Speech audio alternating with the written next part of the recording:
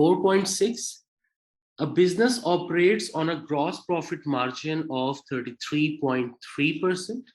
Gross profit on sales was $800 and expenses were 680. Expenses mean other expenses. Cost of sale नहीं है, ये other expenses है. Other expenses मतलब gross profit minus other expenses is equal to net profit. Okay, what is the net profit percentage? तो यहाँ पर आप लोगों ने net profit margin या net profit percentage calculate करना है. So give it a try. Sir ये क्या है, नहीं हो रहा. मैंने पहले किए हैं, नहीं हुआ. Okay, and okay, मैं solve करूँगा. It's okay. A business operates on a gross profit margin of 33.33%. मतलब ये कि जो बिजनेस है इसका ग्रॉस प्रॉफिट मार्जिन है 33.33%. इसमें इन्होंने आपको अमाउंट नहीं बताया हुआ कि डॉलर्स में कितना अमाउंट है प्रॉफिट का, लेकिन आपको प्रॉफिट परसेंटेज दी हुई है that it will be 33.33%. Gross profit हम कैसे कैलकुलेट करते हैं? Sales less cost of sales is equal to gross profit. Agree with this thing? Yes. फिर उसके बाद हम other expenses को minus करते हैं and we will get our net profit. So far उन्होंने ये information दी हुई है और साथ में उन्होंने ये बताया कि gross profit on a sale पे जो gross profit है that is 33.3%. Sorry, ये तो gross profit है 800. Okay. So gross profit on a sale was 800. आपको gross profit भी दिया हुआ है उन्होंने, प्लस expenses भी बताए हुए हैं. Expenses आपके हैं 680 के, ठीक है. तो 800 minus 680 अगर आप करो तो आपके पास net profit भी आ जाएगा. But agree with this thing? जी. Okay. अब net profit आपने कैलकुलेट करना है यहाँ पे net profit margin या net profit percentage. Okay, net profit percentage के लिए फॉर्मूला क्या है Muntaha? Profit divided by sales into 100. Net gross profit या net profit? Net profit. Net profit divide by sales. Okay, so net profit तो हमारे पास आ गया. यहाँ मैं फॉर्मूला लिख लेता हूँ.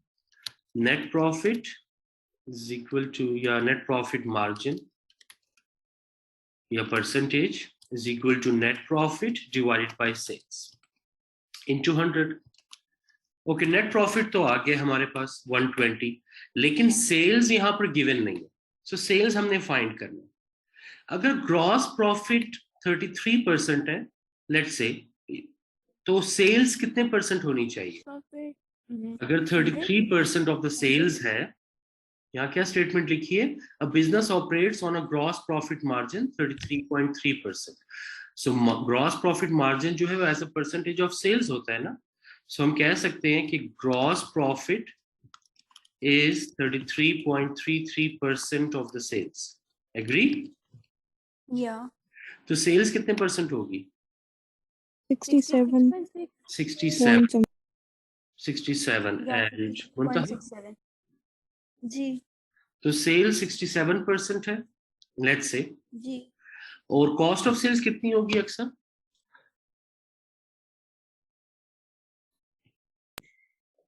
पता नहीं. मुंतहा पता नहीं सर, ये तो 100 पूरा हो गया. 100 पूरा हो गया तो कॉस्ट ऑफ सेल्स तो आई नहीं. हालांकि sales minus cost of sale is equal to gross profit. तो सेल्स 67 नहीं हो सकता. सेल्स कितनी तो सेल होगी? 100 होगी. 100 होगी और कॉस्ट ऑफ सेल्स कम होगी. हाँ. Very good. And cost of sales होगी इतनी 66.67. Clear with this point? Yes. Okay, अब हमने सेल्स फाइंड करनी है. अब सेल्स कैसे फाइंड करेंगे? सिर्फ ग्रॉस प्रॉफिट गिवन है. सो ग्रॉस प्रॉफिट है 800, इसको हम डिवाइड करेंगे इसी की प्रोपोर्शन. इसकी प्रोपोर्शन कितनी है? 33.33. सो 800 डिवाइडेड बाय 33.33 मल्टीप्लाई हमेशा उस नंबर से करना है जो आपने फाइंड करना है. यहां आपने सेल्स फाइंड करना है तो 100 से मल्टीप्लाई करेंगे तो ये आपके पास सेल्स आ जाएगी 2400. ठीक है. कॉस्ट ऑफ सेल भी इसी तरह हम कैलकुलेट कर सकते हैं ग्रॉस प्रॉफिट से. ग्रॉस प्रॉफिट डिवाइडेड बाय उसकी प्रोपोर्शन कितनी है? 33.33 मल्टीप्लाई जो फाइंड करना है उससे मल्टीप्लाई करना है. सो मल्टीप्लाई हम करेंगे इसकी प्रोपोर्शन से 66.67, तो ये आ जाएगा आपके पास 1600। सो इसको हम चेक भी कर सकते हैं, 2400 माइनस 1600 इज इक्वल टू 800। तो हमारे पास नेट प्रॉफिट भी आ गया और सेल्स भी आ गई है। So now we can easily calculate the percentage. So net profit divided by sales 1200 multiply by 100, तो ये परसेंटेज में अगर हम कर लें तो ये एग्जैक्टली हमारे पास आ जाएगा 5%। Clear with this thing? Yes sir. 2400 कैसे निकाला है आपने? ग्रॉस प्रॉफिट से ही ग्रॉस 800 भी निकाला है एग्जैक्टली, क्योंकि हमारे पास सेल्स भी गिवन नहीं है, कॉस्ट ऑफ सेल्स भी गिवन नहीं है। ग्रॉस प्रॉफिट कैसे कैलकुलेट करेंगे, ये सॉरी सेल्स कैसे कैलकुलेट करेंगे ग्रॉस प्रॉफिट से?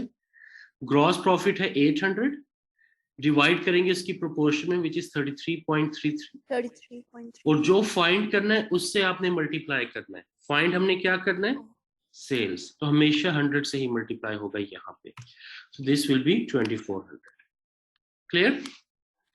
Yes. Okay, perfect. Next question, 3.22.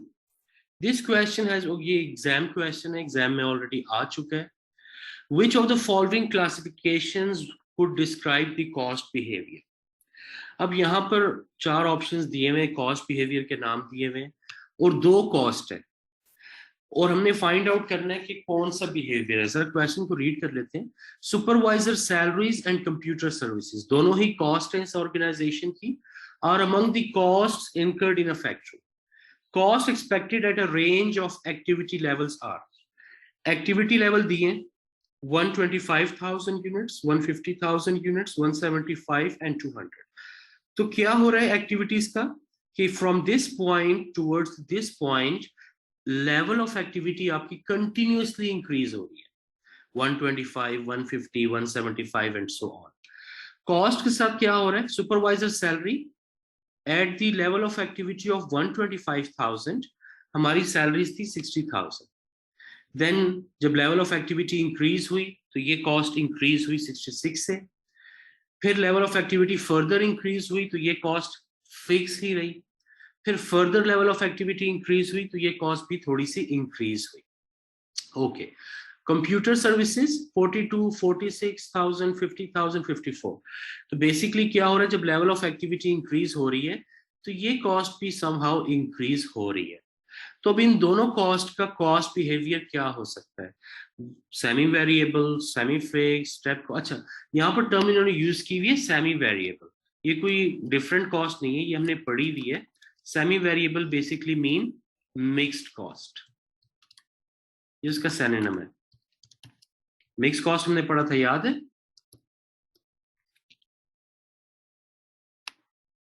किसी को नहीं याद? अक्सा? सर याद है, याद है।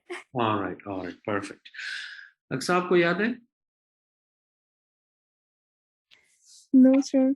वेरी गुड, यही होता है जब आप रिवाइज ना करो तो। मिक्स कॉस्ट मुंतहा कौन सी होती है मिक्स कॉस्ट? जिसमें वेरिएबल भी होता है और फिक्स कॉस्ट भी होता है। वेरी गुड, मिक्स कॉस्ट या सेमी वेरिएबल कॉस्ट वो कॉस्ट होती हैं जिसमें वेरिएबल एंड फिक्स दोनों एट द टाइम होते हैं, एट द सेम टाइम होते हैं। ओके, तो हमने ये गेस करना है इसमें कि which of the following classification could describe the cost behaviour. 2 cost है, supervisor salary and computer services, तो इनका कॉस्ट बिहेवियर इन चारों में से कौन सा हो सकता है? So give it a try. Sir जो मुझे लगता है वो ऑप्शन ही नहीं है इसमें, मेरे आपको ख्याल से क्या दोनों लग रहा है? स्टेप फिक्स्ड है। दोनों ही स्टेप फिक्स्ड है? ओके, सर दोनों, क्योंकि ये दोनों सेम गैप से जा रही है, मतलब कि कंप्यूटर सर्विस 444 और सुपरवाइजर सैलरी 666, तो सर वो सेम जैसे लग रहा है, पर पता नहीं क्यों नहीं। ठीक है, okay. And Aqsa? Sir, I guess D. D, B. Step cost and variable cost. Okay, ये क्वेश्चन वैसे एक चीज के लिए बहुत अच्छा है, जो मैंने आपको कहा था जब भी आपने क्वेश्चन को अटेम्प्ट करना है तो एलिमिनेशन टेक्निक से अटेम्प्ट करना है। ये एलिमिनेशन टेक्निक इस क्वेश्चन में अप्लाई करना बहुत जरूरी है। ओके, थोड़ी सी एक्टिविटीज हम देखते हैं। एक्टिविटी है 125,000, 150,000, 175,000 एंड 200। कॉस्ट चेक करते हैं। दो किस्म की कॉस्ट है। पहली कॉस्ट जो है वो है सैलरीज, सुपरवाइजर सैलरीज, जो कि 60, 66, 66 एंड 72। एंड नेक्स्ट कॉस्ट जो है हमारे पास वो है कंप्यूटर सर्विसेज। ये सर्विसेज लिख लेते हैं। ओके, तो ये 42 है, 46 है, 50 एंड 54। अच्छा, एक पॉइंट तो आप दोनों ने बिल्कुल ठीक गेस किया कि जो सुपरवाइजर सैलरी है ये कॉस्ट जो है ये स्टेप कॉस्ट है। और मुंतहा व्हाई यू थिंक ये स्टेप फिक्स कॉस्ट है? क्योंकि सर जिसमें गैप आ रहा है, देखिए फर्स्ट में आ रहा है 60 एंड देन 66, तो ये 66 सेम क्यों हो गया? नहीं सर, मतलब सर जिसमें गैप आ सैलरी रहा है वो फिक्स होती है। सिमिलर है तभी, ओके और सैलरी में 60, हाँ तभी मुझे लग रहा है कि ये स्टेप कॉस्ट है।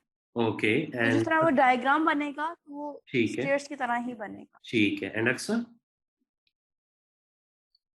सर सैलरीज फिक्स होती हैं। जी, एक्चुअली क्या हो रहा है कि पहली बात यह है कि सुपरवाइजर सैलरीज जब लेवल ऑफ एक्टिविटी इंक्रीज हो रही है तो सुपरवाइजर सैलरीज पहले 60 थी, फिर 66 हुई, तो इंक्रीज हुई, फिर ये फिक्स रही एक रेंज तक, और उसके बाद ये अगेन इंक्रीज हुई। तो ये तो देखने से ही पता चल रहा है कि ये स्टेप कॉस्ट है। तो दोनों ने ठीक गेस किया। सेकंड जो है उसमें जो मुंतहा है उसने तो स्टेप ही कहा था, और जो अक्सा है उसने वेरिएबल कहा था। अच्छा ये बताओ अक्सा कि वेरिएबल कॉस्ट पर यूनिट का क्या बिहेवियर होता है? सर चेंज होता है। चेंज होता है। And Muntaha? Sir per unit वो होती है ना स्ट्रेट लाइन। स्ट्रेट लाइन मतलब क्या होता है? Straight line straight line parallel straight line होती है, कांस्टेंट रहती है मेरे कांस्टेंट ख्याल से, रहती है। हाँ। वेरी और जो गुड। टोटल कॉस्ट वेरिएबल होता है वो स्ट्रेट लाइन ऊपर जाती है डायरेक्ट। ठीक है, तो आप दोनों जरा ये सर्विसेज की जो कॉस्ट है इसका कॉस्ट पर यूनिट कैलकुलेट करो चारों लेवल ऑफ एक्टिविटी पे। देखो ये कांस्टेंट रहती हैं या नहीं। कॉस्ट पर यूनिट कैलकुलेट करना है सर्विसेज का चारों लेवल ऑफ एक्टिविटीज के लिए। So give it a try. लिखा हाँ जी, दूसरे का क्या है? 0.3007। ठीक है, नेक्स्ट। सर 0.29। या 29। And the last? सर 0.27। बिल्कुल ठीक है। तो अब यहाँ पर क्या होगी कि जब लेवल ऑफ एक्टिविटी इंक्रीज हो रही है तो ये कॉस्ट क्या हो रही है? कॉस्ट पर यूनिट जो है 0.34312927। सो इट मींस कि जब लेवल ऑफ एक्टिविटी इंक्रीज हो रही है तो कॉस्ट पर यूनिट जो है डिक्रीज हो रही है। तो फर्स्ट थिंग तो ये बात तो क्लियर होगी कि ये जो भी कॉस्ट है सर्विसेज ये वेरिएबल कॉस्ट नहीं हो सकती। क्यों? क्योंकि variable cost per unit remains constant at any level of activity.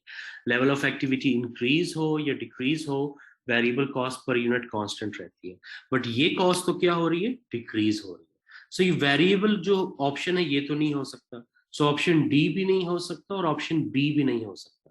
ठीक है, जो सैलरीज है वो तो स्टेप कॉस्ट है, ये हम डिसाइड कर चुके हैं। तो कौन सा ऑप्शन ठीक है मुंतहा? स्टेप वेरिएबल सर सी सी, है ना। क्योंकि ये जो है ये सेमी वेरिएबल कॉस्ट है, क्योंकि ये वेरिएबल कॉस्ट नहीं हो सकती। So it can only be semi variable. So ये वाली जो है सर स्टेप कॉस्ट है और ये वाली जो है ये सेमी वेरिएबल। जी, सर सैलरीज भी हम ऐसे ही फाइंड कर सकते हैं। कॉस्ट पर यूनिट करके? जी नॉट रियली, क्योंकि ये स्टेप फिक्स कॉस्ट है तो उसमें वो रिलेशनशिप अप्लाई नहीं होता एग्जैक्टली। जरूरी नहीं है कि वो रिलेशनशिप अप्लाई हो जो कि fix cost per unit decrease होती है। So fix cost per unit जो है उसका तो रिवर्स रिलेशनशिप होता है, लेकिन स्टेप कॉस्ट पर यूनिट जो है वो डिपेंड करती है ऑर्गेनाइजेशन टू ऑर्गेनाइजेशन कि उनकी रेंज ऑफ एक्टिविटी कितनी है। तो उसको हम टोटल से ही जज कर सकते हैं। क्लियर? Okay okay.